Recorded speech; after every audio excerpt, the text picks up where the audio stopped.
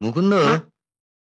এই যে shirt, pant, sweet, coat, টাই, এসব তো দেখে মনে হচ্ছে যে কোনো বড় সাহেবের জন্য। তা আমার সংসারে তো কোনো বড় সাহেব নেই। তাহলে আমার যা দেও তা হিসেব মতো দাঁড়ালো 10 টাকা। এই না, 10 টাকা। বকেয়া রুপিয়া হুজুর। বাকি টাকাটা তো বড় সাহেবের খরচা, তা বড় সাহেবই দেবেন না। মুকুন্দ, हाँ हुजूर। কত টাকা পাবে তুমি? और 50 रुपया हुजूर। নাও ধরো। बहुत मेहरबानी आपका। দেখেছো দেখেছো সীতা, বাড়ি থেকে তাড়িয়ে দেওয়ার জন্য কি আরম্ভ করেছে? দালাল লাগিয়ে দিয়েছে পেছনে, টাকা চাপ দিতে শুরু করে দিয়েছে। আরে এতদিন করে হিসাব দেখতাম না বলে ধোবিখানা পুরো খরচাটা কায়দা করে আমার ঘরে চাপিয়ে দিল। দেখো, এটা কায়দা কেন বলছো?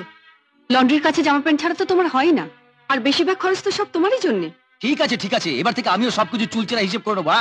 আহ, আসতে বলো, ওরা শুনতে পাবে। কেন আসতে বলবো কেন? তুমি বোধহয় ভুলে যাচ্ছ, ইলেকট্রিক বিলে পুরো টাকাটাই উনি দেন, আর 24 ঘন্টা যে বিনে পয়সায় পাখার হাওয়াটি খাচ্ছ, চেঁচামেচি করে সেটা জানান দিলে কিন্তু তোমার ঘাড়েই এসে পড়বে পোকা কোথাকার। ও তাই তো। আচ্ছা শোনো, আমি শুনলাম। হ্যাঁ হ্যাঁ, তাড়াতাড়ি ফিরবে। ঠিক আছে।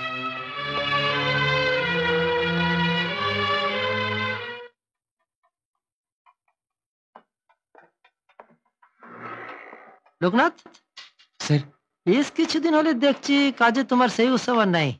শরীর খারাপ হয়েছে নাকি? না স্যার, শরীর তো ভালোই আছে। তুমি বরং কয়েকদিন ছুটি নিয়ে বাইরে থেকে ঘুরে এসো, তোমার অনেক ছুটি তো পাওনা আছে। হ্যাঁ স্যার, তা আছে, তবে বুঝেছি বুঝেছি, বাইরে বেড়াতে গেলে টাকার দরকার হয়। তুমি না হয় 1 মাসে মাইনাটা অ্যাডভান্স নিয়ে নাও। আমার ম্যানেজারকে বলা আছে মাসে মাসে অল্প অল্প করে কেটে নিলেই হবে। যাও, আজ থেকে তোমার ছুটি, যাও। আচ্ছা স্যার, নমস্কার।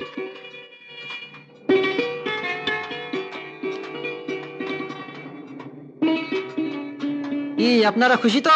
ধন্যবাদ, আপনাকে অসংখ্য ধন্যবাদ।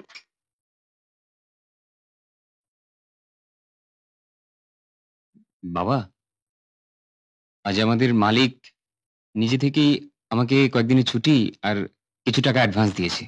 তাই ভাবছি ইয়ার বাবা ভাবির কি আছে, বৌমাকে নিয়ে কদিন বেরিয়ে আয় না। তা যেতে পারি, তবে সেই কথাটি বাবাকে।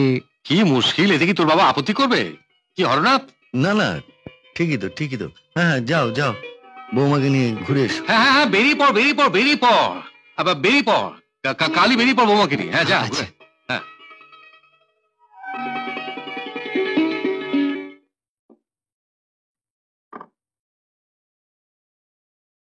ওদিন ছুটি আর হাতে কিছু টাকা পেয়েছি। বাবা চাচা বলছিলেন কদিন একটু বাইরে থেকে ঘুরে আসতে।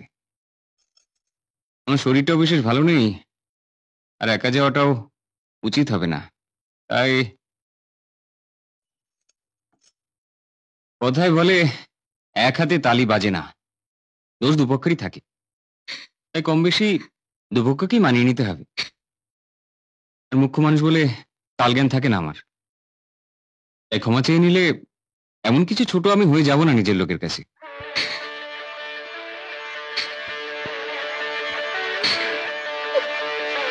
তা পছন্দের বেড়াবার জায়গাটা বলা হবে কি?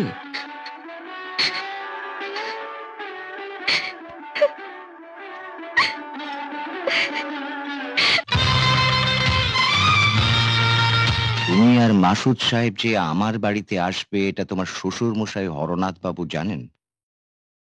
না। তোমরা আমায় যা করতে বলছো তা হরনাথ বাবুকে না জানিয়ে করাটা কি উচিত হবে? তাকে জানানো বা না জানানোর তফাৎটা 19-20 মেশমশাই। দুশ্চিন্তা থাকলেও জয়ার মনিকার উপর রাগ বা অভিমান কোনোটাই তার নেই।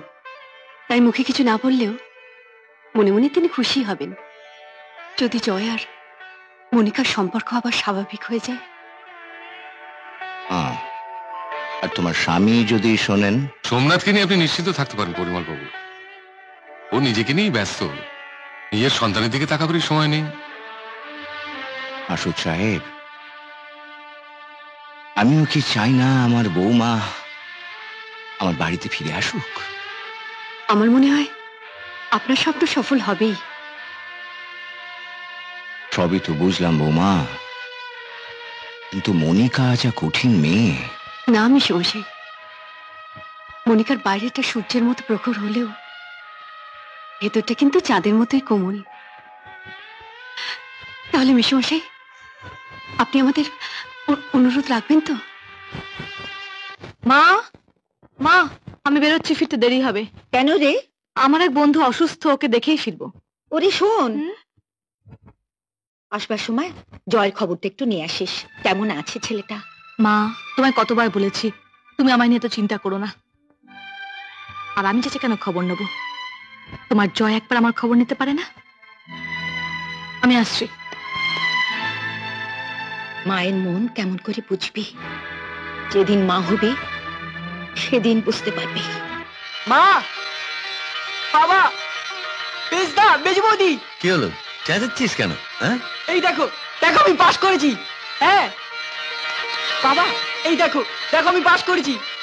সত্যি সত্যি বলছিস? হ্যাঁ, যারা পাস করেছে গেজেটে তাদের রোল নাম্বার দিয়েছে, আমারও আছে। বলিস কি রে, এ কি সম্ভব? হ্যাঁ সাগর, দাদা, আমি পাস করেছি। সত্যি বলছিস? হ্যাঁ, এই দেখো না। এনে ধর। 100 টাকা। আর এটা তোর পাস করার জন্য প্রাইজ।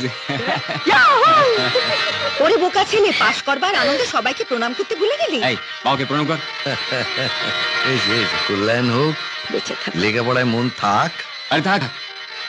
তবে এই কথাটা চিরদিন মনে রাখিস, তোর মেজ বৌদি আর মেজদার জন্য তুই পাসটা করেছিস। আর কেউ তো কখনো তোর জন্য এত করেও নি, ভাবেও নি। ঠিক বলেছ, মেজ বৌমা লোকনাথ যা করলো এমনটা আর কেউ করতো না। ওদের ভালোবাসা আর আশীর্বাদের জোরেই তুই পরীক্ষায় উতরে গেলি। যাই গিয়ে সুখবরটা মাসুদকে দিয়ে আসি। হ্যাঁ মা, আমিও বেরোচ্ছি, আসি।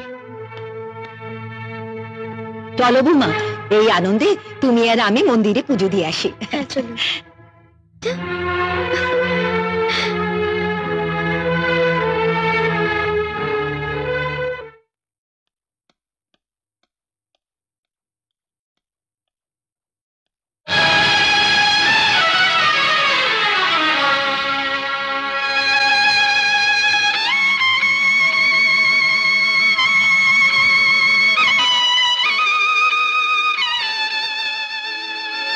মা, আমি বন্ধুদের সেকেন্ড ডিভিশনে পাস করার খবরটা দিয়ে আসছি।